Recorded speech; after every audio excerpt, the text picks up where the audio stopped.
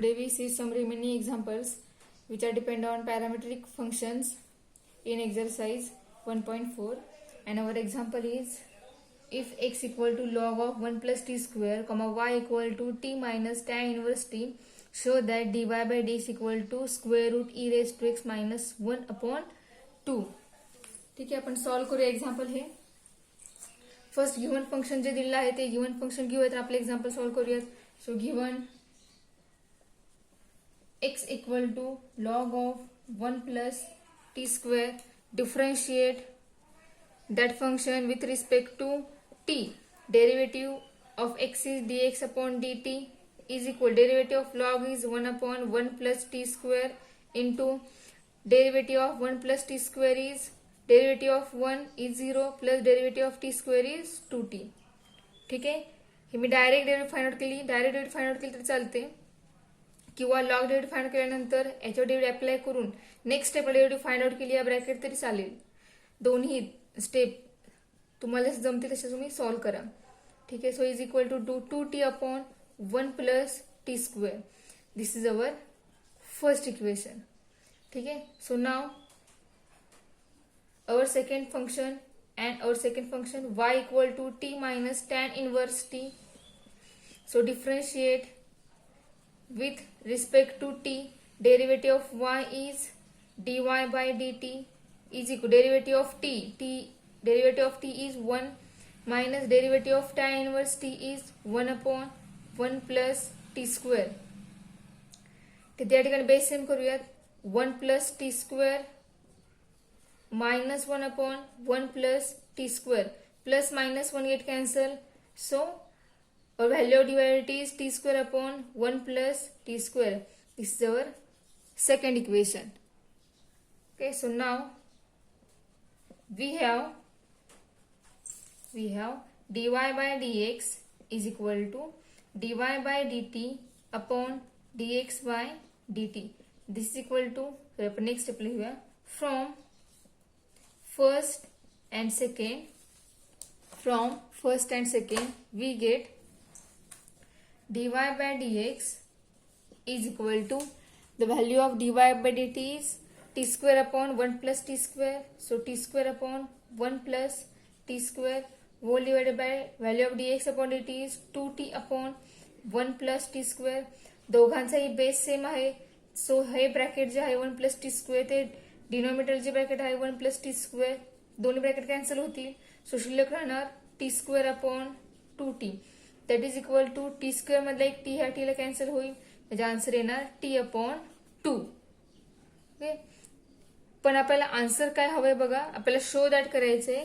So आपल्याला show करायचंय काय ते बघा. dy by dx चा आन्सर काय आला पाहिजे ते बघा. dy by dx हा square root e raise to x minus 1 upon 2 असा आला पाहिजे, पण आपली व्हॅल्यू काय आहे dy by dx ची t अपॉन 2 आली आहे. तर बघा जे हवंय ते आन्सर कसं मिळवायचं ते बघा. आता आपल्या आन्सर मध्ये square root e raise to x minus 1 upon 2 असा आहे. त्यापैकी आपल्याला मिळालंय काय ते बघा. dy by dx equal to t upon 2, हा अपॉन 2 जो आहे तो मिळालेला आहे. अंशाला t आहे, तर टी च्या जागेवर आपल्याला square root e raise to x minus 1 हवाय. ई रेज टू एक्स आहे म्हणजे ज्या फंक्शन मध्ये लॉग आहे ते फंक्शन आपल्याला ई मिळणार आहे. म्हणजे जो आपला फंक्शन आहे एक्स, त्या फंक्शन आपल्याला काय मिळणार आहे, या टी ची व्हॅल्यू मिळेल. बघा ती फाइंड कशी करायची. So from given function x equal to log of 1 plus t square. This implies log आहे, लॉग इकडे घ्या, काय होणार ई होणार, म्हणजे तुम्हाला मिळेल e raise to x is equal to 1 plus t square. आपल्याला व्हॅल्यू कोणाची हवे, टी ची. ओके, सो आपण टी स्क्वेअर कशाला ठेवूयात, इथला 1 इकडे पाठवूया, म्हणजे तो काय होणार निगेटिव्ह होणार, म्हणजे e raise to x minus 1. So t square आपल्याला टी हवाय, so t equal to square root e raise to x minus 1. This is the value of t. Okay, so now we use this value in our dy by dx, then we get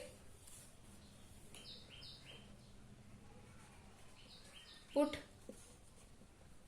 this in, याला आपण third नाव देऊया इक्वेशनला, in third, we get dy by dx is equal to t. t आला आहे route e raised to x minus 1 आणि आपण आहे 2. Hence proof. हे आपलं प्रूफ कंप्लीट झालेलं आहे. थर्ड एक्झाम्पल बघूयात. थर्ड एक्झाम्पल आहे त्याच क्वेश्चन मधील third example. If x equal to t plus 1 upon t minus 1 comma y is equal to t minus 1 upon t plus 1 then show that y square plus dy by dx equal to 0.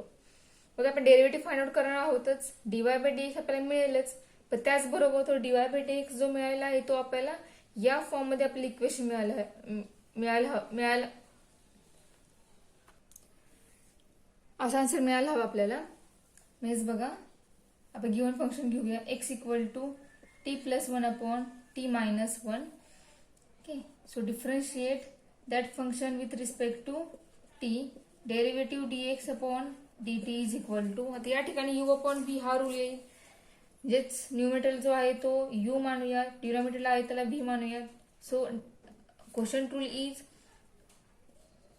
Denominator constant, derivative of numerator is T plus 1.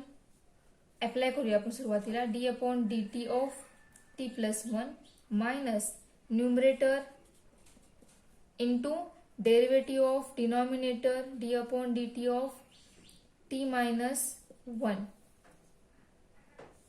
Upon t plus 1 bracket square. that is equal to t minus 1 into derivative of t plus 1. Derivative of t is 1, derivative of 1 is 0 minus t plus 1, derivative of t is 1 minus derivative of 1 is 0 upon t plus 1 whole bracket square. This is our dx upon dt. So next step is t minus 1 minus t plus 1 upon t plus 1 bracket square. So dx upon dt is equal to t plus 1 minus t minus 1 t minus 1 minus t minus 1 upon t plus 1 bracket square is equal to plus minus t cancel, minus 1 minus 2 upon t plus 1 bracket square. This is our first equation. Okay, so now we find second equation by using second function, and second function is y equal to t minus 1 upon t plus 1. So second function y equal to t minus 1 upon t plus 1. So differentiate with respect to t, we get dy by dt is equal to, इथे सुद्धा u upon v हाच rule येईल. u upon v rule is denominator constant means t plus 1 constant, derivative of t minus 1 is 1. Direct या ठिकाणी मी answer लिहिते. आपण first मध्ये quotient rule apply केला, या ठिकाणी आपण क्वोशंट रूल अप्लाय करून डायरेक्ट डेरिव्हेटिव्ह फाइंड आउट करते मी. प्रॅक्टिसने हे तुम्हाला सुद्धा जमेल, प्रॅक्टिस करा. डायरेक्ट डेरिव्हेटिव्ह फाइंड केली तर चालते, रूल अप्लाय करावाच. त्या स्टेपला काही मार्क असे काही नाहीये. डेरिव्हेटिव्ह तुम्ही जी काढणार आहे त्या स्टेपला मार्क आहे. जर डेरिव्हेटिव्ह बरोबर फाइंड आउट केली तर तुम्हाला त्या स्टेपला मार्क मिळतील. डेरिव्हेटिव्ह अप्लाय करून जर काढणारे डेरिव्हेटिव्ह आहे ती चुकले तर त्या स्टेपला मार्क मिळत नाही. त्यासाठी डेरिव्हेटिव्ह बरोबर फाइंड आउट करण्यासाठी प्रॅक्टिस करा. Minus numerator t minus 1 constant, derivative denominator 1 upon t plus 1 bracket square is equal to t plus 1 into 1 t plus 1 minus t minus 1 into 1 t minus 1 upon t plus 1 bracket square. That is equal to minus and multiply करूया. आतमध्ये बघा काय येते इथे t plus 1 minus t plus 1 upon t plus 1 bracket square. This is equal to plus minus t cancel, 1 plus 1 2. So we get 2 upon t plus 1 bracket square. This is our second equation. So from first and second, first we write our theorem. We have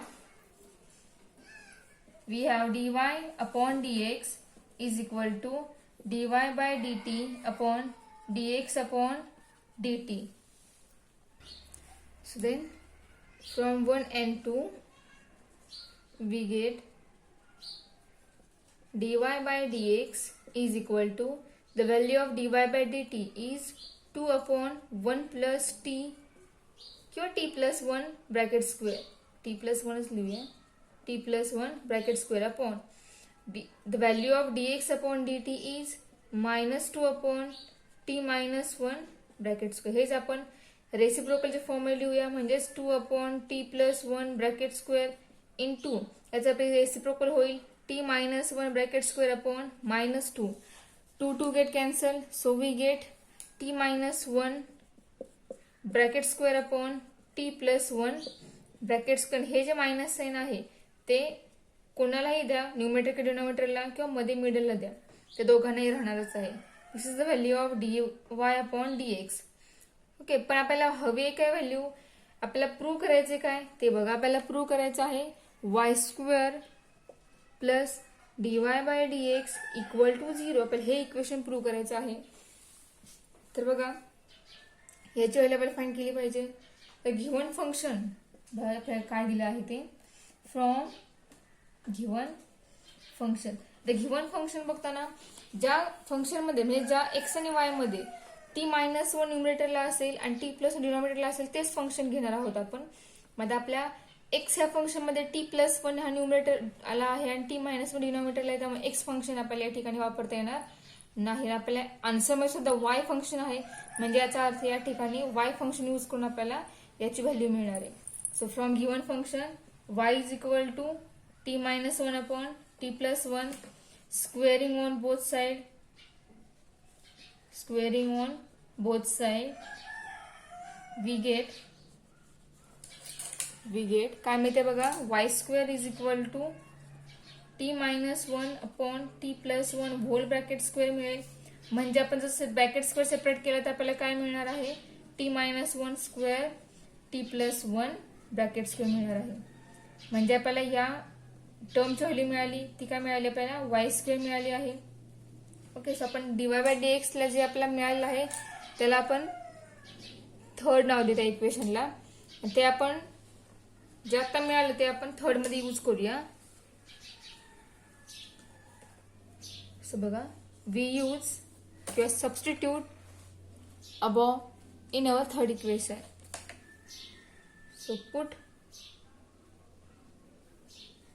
above value in third, we get dy by dx is equal to minus, हे minus त्याला already आहेच, dy by dx मध्ये फक्त minus sign सोडून जे आहे त्याबद्दल आपल्याला वाय स्क्वेअर मिळाला आहे.